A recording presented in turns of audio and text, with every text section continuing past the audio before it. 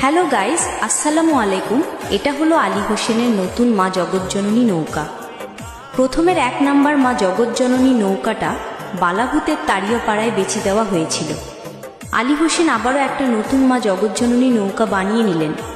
এই ভিডিওটা বেশি বেশি করে শেয়ার করবেন দর্শক বন্ধুদেরকে দেখার জন্য।